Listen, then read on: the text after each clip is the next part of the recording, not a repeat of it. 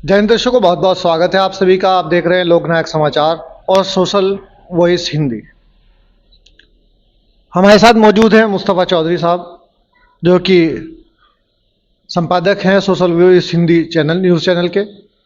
उनसे आज बात करेंगे और केरल लोकसभा के बारे में उनसे चर्चा करेंगे कि केरल लोकसभा के समीकरण क्या रहेंगे, यहाँ प्रत्याशी कौन कौन आ रहे हैं, कौन जिताऊ प्रत्याशी है, किसकी जीत नजर आ रही है, इस सब के बारे में विश्लेषण करेंगे। बहुत बहुत स्वागत है चौधरी साहब आपका। जी बहुत बहुत शुक्रिया आपका वसील खान भाई। और आजकल आप लगातार जनता के बीच हैं, फील्ड में बने हुए हैं, क्या रुझान नजर आ रहे हैं, क्या लग रहा है आपको? देखो अभी तो टिकट ही फाइनल नहीं है, क्योंकि ना ही तो गठबंधन ने फाइनल किए और न ही बीजेपी ने फाइनल किए। अभी कयास है। और अगर मैं खुद के एनालिसिस की बात करूं तो गठबंधन से मेरे हिसाब से इकरा हसन को टिकट होगा, पूरी संभावना। इतनी विश्वसनीयता के साथ, इतने सटीक तरीके से, मैंने कुछ वीडियोस भी आपकी देखी, आप उसमें भी दावा कर रहे हैं कि लोकसभा का लगभग टिकट फाइनल हो चुका है एक राशन का। ये किस आधार पर कह सकते हैं? क्योंकि अभी तो अंतर्कलह है उनके बीच में, आपस में अंतर्कलह हो रहा है। आरएलडी के जो प्रत्याशी हैं, यानी कि भावी प्रत्याशी है दौड़ में, जो है अमीर आलम साहब के बेटे नवाजिश खान, और जो अन्य लोग हैं आरएलडी वाले, वो कह रहे हैं कि अगर आरएलडी से सिंबल से किसी को टिकट होगा तो वो आरएलडी के ही सदस्य का होना चाहिए गठबंधन के प्रत्याशी के रूप में। ऐसा ना हो कि समाजवादी पार्टी का कोई व्यक्ति आकर के और आरएलडी के सिंबल पर चुनाव लड़ ले, जिस तरह का पूर्व में इतिहास रहा है गठबंधन में, इस तरह का हुआ भी है। तो इस पर वो बार बार आपत्ति जता रहे हैं। ये यहाँ कैसे उम्मीद लगा रहे हैं आपकी इकरा का ही टिकट होगा? बिल्कुल आपने सही कहा। देखो अंदाजा लगाया जाता है बयानों से। आपत्ति क्यों जताई अमीर आलम साहब ने? ये आपत्ति क्यों जताई कि अगर आरएलडी का सिंबल होगा तो सपा का उम्मीदवार नहीं चलेगा। कहीं से होगा ना, कहीं तय हो चुका था कि सपा का उम्मीदवार होगा सपा से और आरएलडी का सिंबल होगा। दूसरी तरफ और भी बयान सुने कि उम्मीदवार मुस्लिम आएगा तो ये चुनाव फंस सकता है, यानी कि मुस्लिम उम्मीदवार आ चुका था। तो ये कयास, देखो ये मेरी बातों से कुछ लोग ये समझ सकते हैं कि भाई तू रुझान कर रहा उस तरफ, इकरा हसन की तरफ, लेकिन ऐसा नहीं है। जो दिख रहा है, मेरा विश्लेषण करने का मतलब ये होना चाहिए जो वास्तविक स्थिति आपको दिख रही है वो बताई जाए। क्योंकि अमीर आलम का विरोध दर्ज कराना, क्यों विरोध दर्ज कराया भाई? कुछ हुआ होगा ना। बिल्कुल। चौधरी साहब ने भी कि भाई मुस्लिम कैंडिडेट आएगा तो भारी ये नुकसान हो जाएगा, ये इस तरह की बातें से कयास नहीं। मैं बिल्कुल आश्वस्त हूँ 100% चुनाव जो है गठबंधन से इकरा हसन लड़ने जा रही है। देखो 100% मैं कोई टिकट तो मैं नहीं बांट रहा, लेकिन जो अब तक की सिचुएशन है उनके हिसाब से अगर कोई भी अंदाजा लगाएगा तो टिकट हसन परिवार को मिल रहा। चलिए, देखिए, जब हम पत्रकारिता में आए तो हमारे गुरु मास्टर सलाउद्दीन जी ने हमें सिखाया कि मैं एक फनकार हूँ, मेरे फन का तकाजा ये है। मैं एक फनकार हूँ, मेरे फन का तकाजा ये है, मुझे दुश्मन की भी तस्वीर बनानी होगी।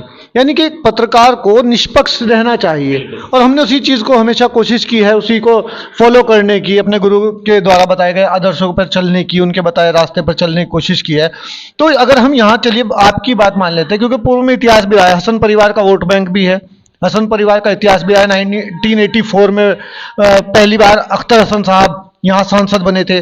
तबस्सुम बेगम उनकी पुत्रवधू हैं, वो भी सांसद रही हैं, उनके जो बेटे थे मुनव्वर हसन वो भी सांसद रहे हैं, और तबस्सुम बेगम के जो नाना थे वो भी यहाँ से सांसद रहे हैं। उनका इतिहास भी रहा है। नाहिद हसन विधायक रहे हैं, लगातार कई बार विधायक हैं।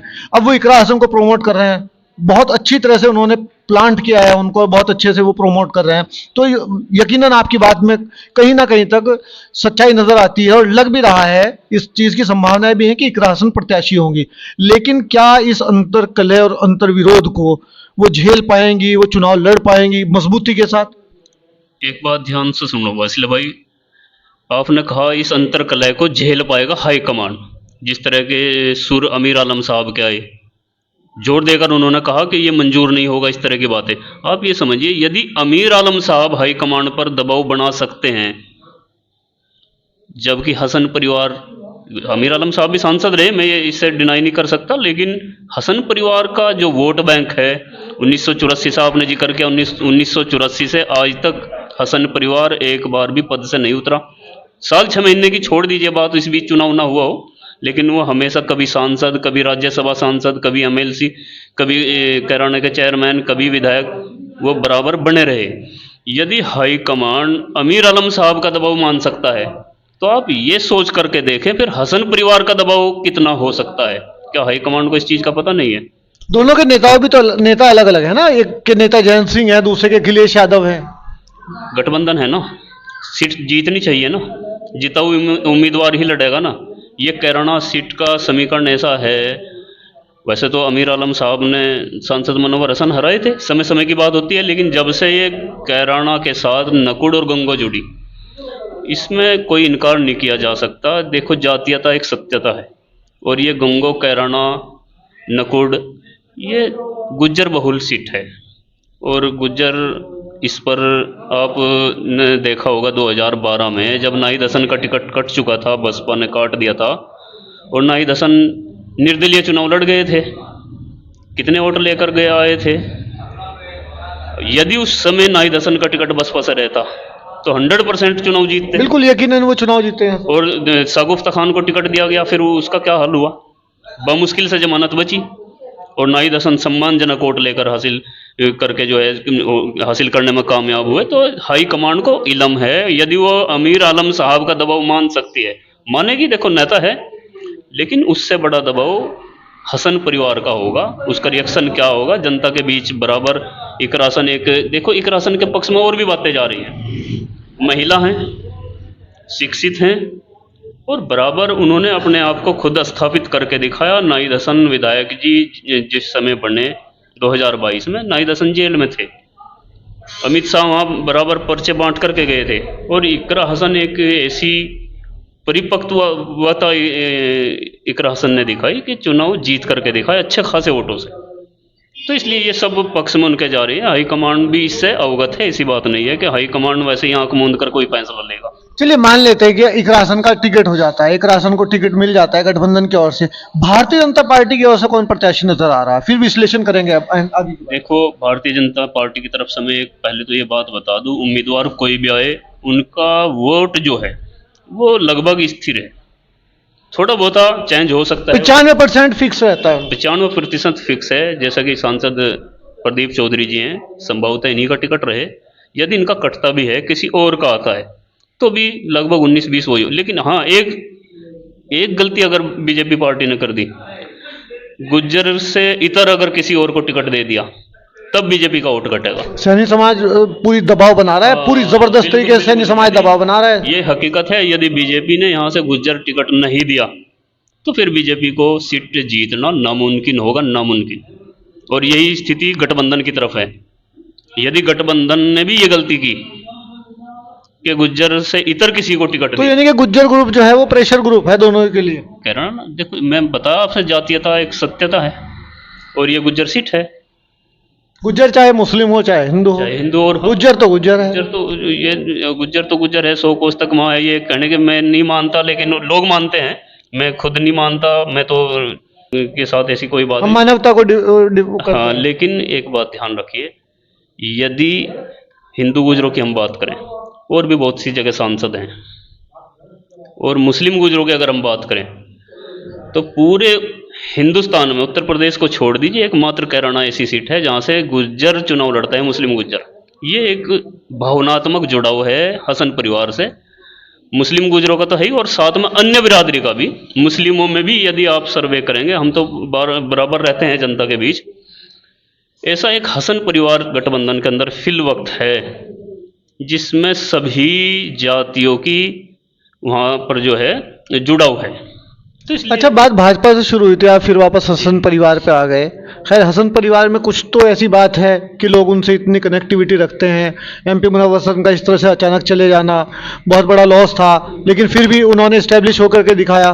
भारतीय जनता पार्टी की ओर से वीरेंद्र दशाला जी भी उस लाइन में हैं, मनीष के टिकट चाहते हैं, सांसद प्रदीप चौधरी भी हैं, सैनी समाज की और विश्वकर्मा समाज की ओर से भी दमदाई के साथ टिकट की मांग की जा रही है।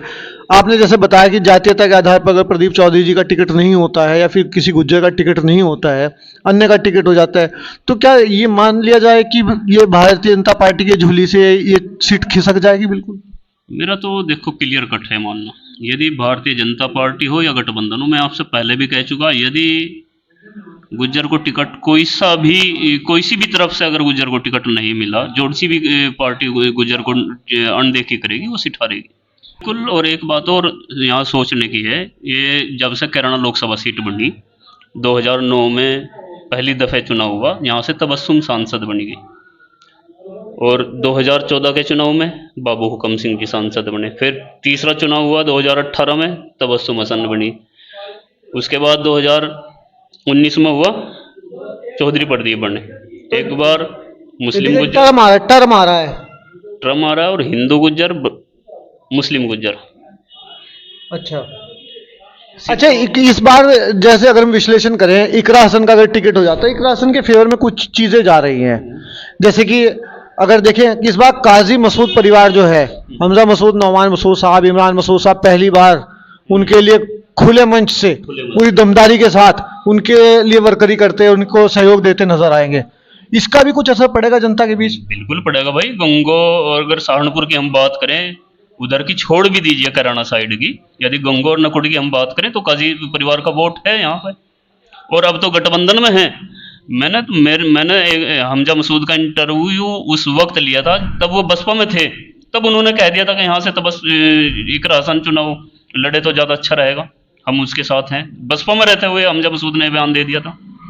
क्योंकि उनके लिए लूज पॉइंट जो है, अगर देखा जाए 5 विधानसभाएं आती है, कैराना विधानसभा दबदबा है हसन परिवार का, 20-25 हज़ार 30 हज़ार की लीड लेकर के चले गए वहां से वो। अगर हम बात करें शामली की, शामली में आरएलडी का जब प्रत्याशी होगा तो सीधी सी बात है, प्रसन्न चौधरी वहां के विधायक हैं, तो वहां से भी लीड लेकर के चलेंगे। थाना वन में भी आरएलडी का प्रत्याशी है, थाने वन में भी लीड लेकर के चलेंगे। डाउनफॉल जो आता है वो गंगो और नकुड़ में जाकर के डाउनफॉल आता है। गंगो में कैसे डाउनफॉल होगा? गंगो विधानसभा की बात कर रहा हूँ। गंगो विधानसभा में आपने बताया ना, काजी परिवार, चौधरी परिवार की, हाँ ऐसा पहली बार होगा। हाँ ये बिल्कुल आपने किधर है? चौधरी परिवार बिल्कुल गठबंधन में है, और चौधरी परिवार का दबदबा है भाई। और नकुड़ से धर्म सिंह सैनी कितने वोटों से आ रहे थे? हाँ 200 वोटों से। तो फिर धर्म सिंह सैनी का कुछ कंफर्म नहीं है। कल भी एक रूमर उड़ा है कि संजय गर्ग और धर्म सिंह सैनी भाजपा में जा रहे हैं, ये कभी भी खेला कर सकते हैं। वो छोड़ दीजिए, वो किधर जाएंगे। मैं बात ये कर रहा हूँ कि उस वक्त किस पार्टी से लड़े थे धर्म सिंह सैनी?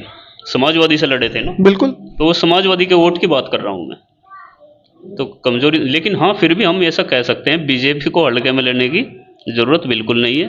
बीजेपी बेहतरीन फाइट देगी, जीत भी सकती है, हार भी सकती है, नजदीकी का ही मामला रहेगा, आमने सामने की टक्कर। लेकिन तब यदि हसन परिवार गठबंधन से उम्मीदवार होगा, हसन परिवार की जगह आप अमीर आलम साहब को टिकट दे दीजिए, किसी और को दे दीजिए। और मैं और एक बड़ी बात कह दूं आपसे, आप जयंत चौधरी को लड़ा दीजिए यहाँ, तब क्या रहेगा? इधर से प्रदीप आ जाएं या मनीष चौहान आ जाएं, चुनाव जीतेंगे। मुस्लिम गुज्जर भाग जाएगा उधर? बिल्कुल भागेगा भाई। बहुत बड़ी बात कह रहे हैं। बड़ी बात कह रहा हूँ मैं, और मैं ये हवाई बात नहीं करता। अभी यूट्यूब तो मैंने चला अभी 2-4 महीने हुए हैं। जो लोग मेरे से फेसबुक से जुड़े हुए हैं, अब से 2-3 साल पहले से, 4 साल पहले से, उन्होंने पता है मेरे विश्लेषण का। खुद के तारीफ करनी ना चाहिए, लेकिन जो आंकड़े हैं मेरी आईडी पे पोस्ट पड़ी, मैंने 2022 का विश्लेषण किया, 2019 का किया, और पंचायत चुनाव का किया।